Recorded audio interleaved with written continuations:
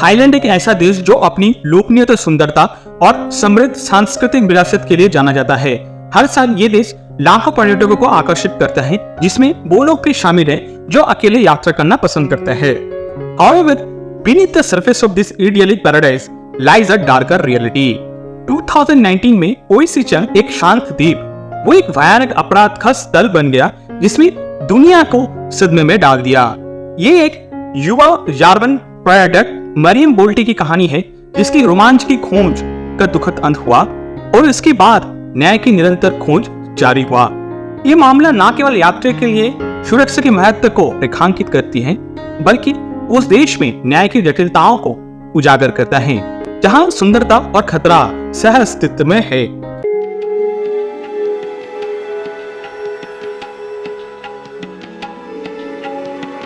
Hello friends, this is Chandan. Welcome to my channel. This is a story of loss, horror and community fight for justice. ये हमें याद दिलाता है कि सबसे खूबसूरत जगह में भी सतर्कता और मानवता महत्वपूर्ण है। तो इस विषय में बात करने से पहले तो हम लोग पहले देख लेते हैं कि थाईलैंड एक टूरिस्ट के लिए पॉपुलर डेस्टिनेशन कैसे बन गया। और Thailand has become a popular destination for tourist from all over the world. पहले थाईलैंड में देखिए क्रिस्टल क्लियर पानी और नरम सफेद रेत के साथ दुनिया के कुछ सबसे खूबसूरत समुद्र तट है। थाईलैंड में पार्टी सेंट्रिक और नाइट लाइफ केंद्रित फुकेट, बैंकॉक से लेकर शांत कोस्ट लाइन कोलांटा तक ढेर सारे कोस्ट लाइन है, जिसमें से प्रत्येक का अपना अनूठा यूनिक आकर्षण है। थाईलैंड में rich culture, history, ancient Hindu temple, Buddhist monastery, ये सब भी मिल जाएगा। थाईलैंड में वाट फो और वाट आर्म जैसे शानदार मंदिर है जो जटिल वास्तुकला और बुद्धिस्ट आर्ट को प्रदर्शन करता है। Thailand offers a high standard of living relatively at low cost, specially for European and American tourist, making it an attractive destination for budget conscious travel. आपको थाईलैंड में budget friendly luxurious resorts, spas for those who seeking relaxation, pampering, fresh food मिल जाएगा आपको, for example coconut fruit salad, ये सब मिल जाएगा। लेकिन India से थाईलैंड का एक ही डिफरेंस है, इंडिया में भी आपको कोकोनट मिल जाएगा, आपको फ्रूट सैलड मिल जाएगा, लेकिन थाईलैंड में क्या है कि कोकोनट बहुत ज्यादा मिल जाएगा, क्योंकि पूरा देश में कोकोनट कल्टीवेशन होता है। एट द सेम टाइम वहाँ पे आपका जो फ्रूट का जो ऑल्टरनेटिव्स रहता है ना, तो बहुत सारा रहता है। लेकिन इन कंपेरेटिवली आप इंडिया में देखेंगे कि तो जो फ्रूट का आपके पास जो ऑल्टरनेटिव्स है ना, वो बहुत ही लिमिटेड है, लेकिन थाईलैंड में ये नहीं है। और इंडिया में क्या होता है कि आपका जो फ्रूट्स है वो बहुत ही हाई एंड लोग होते हैं, मतलब जिन लोगों का इनकम थोड़ा ज्यादा है तो वही लोग उसको एफोर्ड कर सकते हैं या उसको खरीदता है। लेकिन मान लीजिए जो मिडिल क्लास होता है या लोअर मिडिल क्लास होता है, वो उतना फ्रूट्स के ऊपर उतना ध्यान नहीं देता है। लेकिन थाईलैंड में ये कल्चर नहीं है। थाईलैंड में आप लोअर मिडिल क्लास या अपर क्लास कोई भी आप उनको पकड़ लीजिए, उनके पास वो कल्चर है फ्रूट्स खाने का। इसके बाद थाईलैंड में delicious and authentic sea food मिल जाएगा, एंड दैट टू आपके पास बहुत ही कम पैसे में मिल जाएगा। Even outdoor activities such as hiking, trekking, driving, ये सब भी आपको बहुत ही कम पैसे में हो जाएगा थाईलैंड में। थाईलैंड में आपको माउंटेन मिल जाएगा, फॉरेस्ट मिल जाएगा, कोस्ट लाइन भी मिल जाएगा।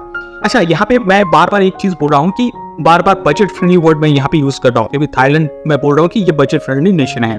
तो ऐसा क्यों है? देखिए, किसी भी कंट्री को बजट फ्रेंडली उसको जब बोल रहे हैं तो उसको जज करने का या आप बोल लीजिए इकोनॉमिकली उसको डिफाइन करने का बहुत सारा तरीका है। तो उनमें से मैं एक तरीका यहाँ पे मैं डिस्कस करना चाहता हूँ so that you can understand it. वो है कि देखिए पर कैपिटा इनकम, ठीक है, ये वन ऑफ द क्राइटेरिया है। तो देखिए पहले पर कैपिटा इनकम जर्मनी में देख लीजिए almost 50,000 to 60,000 rupees. Similarly Thailand में देख लीजिए ओनली 7,000, ठीक है। तो आप ऐसे समझ लीजिए कि कोई आदमी 60 रुपए कमा रहा है और कोई आदमी 7 रुपए कमा रहा है, ठीक है। अब मान लीजिए जो 60 रुपए कमा रहा है वो 7 रुपए जो कमा रहा था तो उसके घर में जाता है, जाके थोड़ा बहुत खर्च करता है। तो इससे क्या होता है, उसका जो जेब में ना उतना प्रेशर नहीं पड़ता है। तो इसीलिए मैं आपको चीजें जो बोल रहा हूँ कि वहां पे जितना भी चीजें अवेलेबल है फॉर यूरोपियन टूरिस्ट या अमेरिकन टूरिस्ट, वो एकदम बजट फ्रेंडली में हो जाता है, मतलब उनके तो जेब में उतना प्रेशर नहीं पड़ता है। उसके बाद आप देख लीजिए थाईलैंड में आपको डाइवर्स फूड ऑल्टरनेटिव मिल जाएगा। जनरली ये जो साउथ एशियन नेशन है ना, तो इस यहाँ पे फूड ऑल्टरनेटिव्स आपके पास बहुत है। फॉर एग्जांपल आपको स्पाइसी फूड मिल जाएगा, सॉल्टी फूड मिल जाएगा, स्वीट फूड मिल जाएगा। लेकिन आप कंपेयर करेंगे यूरोप या अमेरिका से, वहाँ पे इतना स्वीट मीठा खाना नहीं है, क्योंकि देखिए इंडिया में क्या होता है कि मीठा खाना हमारा कल्चर में है। अमेरिका या यूरोप में ऐसा सिस्टम नहीं है। यहाँ पे बहुत हम लोग इंडियन है, जनरली हम लोग स्पाइसी फूड को बहुत ही प्रेफर करते हैं। लेकिन ऐसा जो खाना के जो स्टाइल है वो अमेरिका या यूरोप में अवेलेबल नहीं है। तो इसकी वजह से ये जो थाईलैंड है, और मान लीजिए कोई भी साउथ ईस्ट एशियन कंट्रीज है, फॉर एग्जांपल वियतनाम हो गया, थाईलैंड, म्यांमार, यहाँ पे जो टूरिस्ट है वो बहुत आता है। Now back to our main topic. Thailand एक खूबसूरत और रहस्यमय देश है जो दुनिया भर से पर्यटकों को आकर्षित करता है। सबसे लोकप्रिय स्थल में से एक कोई संघ है जो बैंकॉक से लगभग 40 माइल्स, और बहुत सारे न्यूज़पेपर है, इसको मैंने 64 माइल्स भी देखा है, तो आप थोड़ा इसको एडजस्ट कर लीजिए। Now back to our main topic. दक्षिण में चुनबुरी प्रोविंस में एक लोकप्रिय गंतव्य है। यह स्थान अपनी सुंदरता के लिए जाना जाता है और हजारों से अधिक पर्यटकों को आकर्षित करता है। However, on 7th May 2019, a local stumbled upon the most sickening discovery. तो उन्हें मिला क्या था? देखिए, 26 वर्षीय जानवर पर्यटक मरियम बेंटी की शरीर दो चट्टानों के बीच फंसी हुई थी।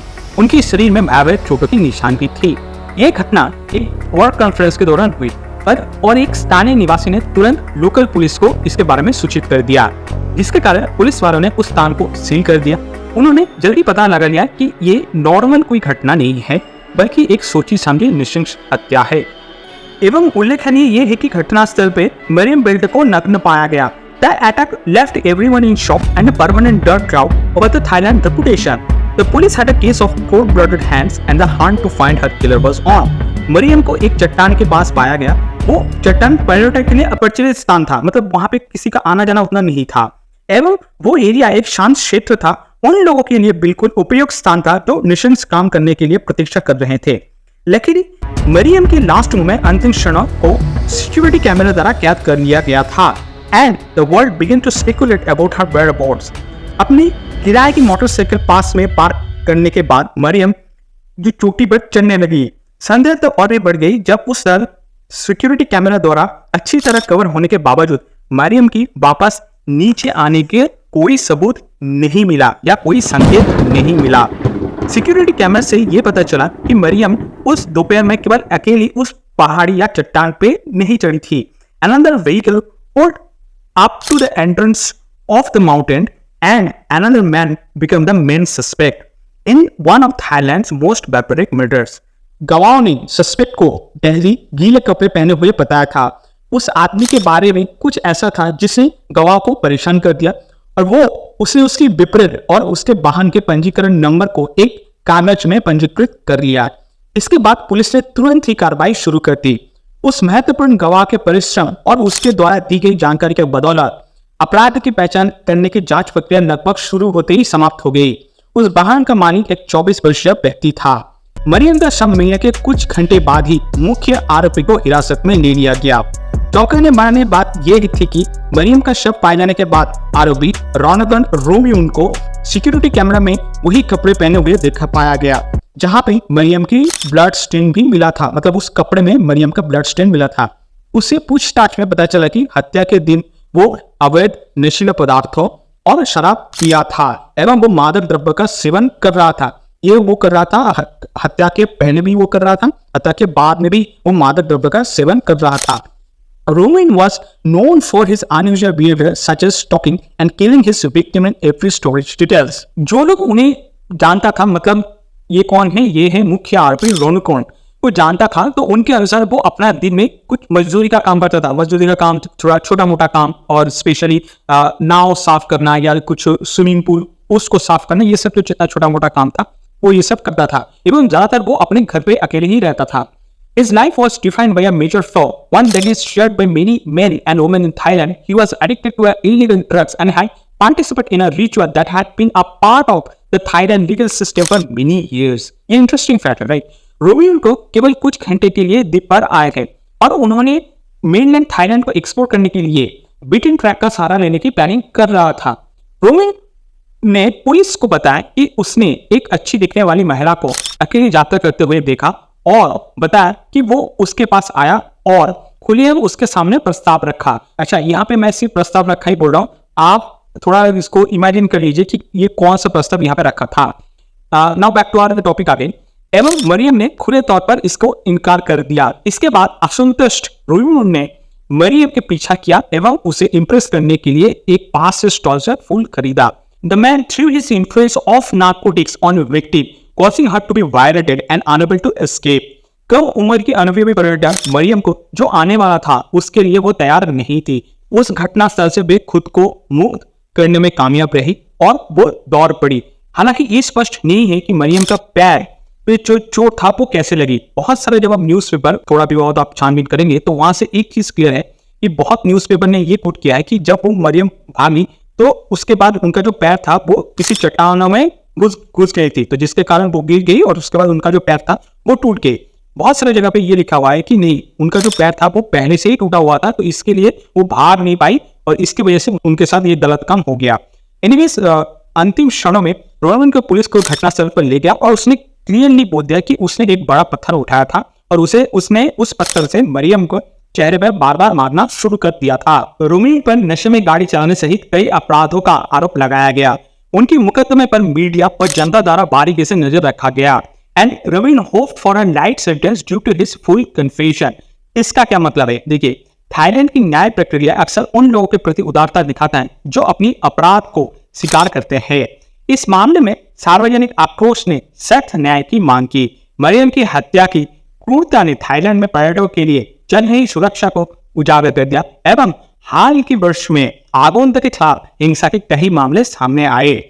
In spite of community attempts to honor Miriam and lessen the repercussion of incident on island's reputation, the court exhibited leniency regarding the majority of charges. The sentences for Ramon pardoning to the assault and violation of Miriam, the concealment of her body, and driving under influence were significantly reduced. Nevertheless, given the gravity of the murder and the premeditated nature of the crime, the Thai authorities aim to convey their determination to impose strict penalties for such egregious offences. Subsequently, the Chonburi Provincial Court issued a statement to reframe their position on prosecution of such criminals. Ruin पर हत्या और अपराध छुपाने का आरोप है, for which there was no mitigation. जहां तक उनकी अपनी मां ने भी जेल में उससे मिलने के बाद सार्वजनिक रूप से कहा कि उनका बेटा अपने अपराध के लिए पूरे कानूनी सजा का हकदार है। उसने मतलब आरोपी रोमियो की मां ने यह दावा किया कि वो एक साथ नहीं रहती थी, इसलिए वो इसकी गतिविधियों से अनभिज्ञ थी। केवल ये जानती थी कि वो नाव पे काम करता था और समुद्र तटों से कचरा इकट्ठा करता था एवं उसे नॉर्मल या स्टेबल बताया, लेकिन उसने कार्य की कड़ी निंदा की एवं मरियम के परिवार से माफी भी मांगी। इस नृशंस हत्या का ओची संघ के निवासियों पर लंबे समय तक प्रभाव रहा, लेकिन उन्होंने तुरंत दुनिया को आश्वस्त कर दिया कि उनकी छोटी सी सड़क अब घूमने के लिए सुरक्षित है, क्योंकि डेविलकॉन सलाखों के पीछे है। ये डेविलकॉन क्या है? देखिए, डेविलकॉन ये जो नाम है ये मीडिया वालों ने रोमियो को दिया था उनके जघन्य अपराध के लिए। अपराध को गंभीरता के बावजूद आइलैंड में लंबे समय तक आर्थिक रूप से उतना नुकसान नहीं हुआ, लेकिन निवासियों के बीच में मनोवैज्ञानिक और एक जटिल परिस्थिति बनी रही। एक्चुअली यहाँ पे मैं आप लोगों के साथ एक फैक्ट शेयर करना चाहता हूँ, वो है कि ये जो रोमियो ये जो पूरा घटना में एक ड्रग यूज किया था, वो ड्रग पहले उन्होंने अपने ऊपर यूज किया था और उसके बाद उन्होंने क्या किया, ये जो मरियम के ऊपर उन्होंने फोर्सफुली यूज किया था, उसके बाद उनके साथ ये सब गलत काम किया था। तो उस ड्रग का नाम था मेटाफेटामाइन। अंत में कोई से चंद द्वीप पर रोमियो द्वारा मरियम बोल्टे की नृशंस हत्या का मामला इन छुपी हुई खतरों की याद दिलाता है, जो सबसे खूबसूरत और प्रतीत होने वाले सुरक्षित स्थानों पे भी छिपा हो सकता है। जबकि थाईलैंड में पर्यटकों को खुले दिल से स्वागत करते हैं। इस घटना ने सतर्कता के महत्व और तीव्र न्याय के प्रभाव को उजागर किया है। अपराध की गहराई से प्रभावित द्वीप समुदायवासी मरियम पर शोक व्यक्त करने और दुनिया को सुरक्षा के प्रति अपनी प्रतिबद्धता का आश्वासन देने के लिए एक साथ आया। The harsh penalty imposed on Ramon highlights Thailand's commitment to deliver justice for egregious offences, with the objective of reinstating trust and security in this favorite tourist locale. With this note, let's wrap up this video for today. Thank you guys for watching this video till the end. आपसे मुलाकात होगा next video पे। Till then, bye bye.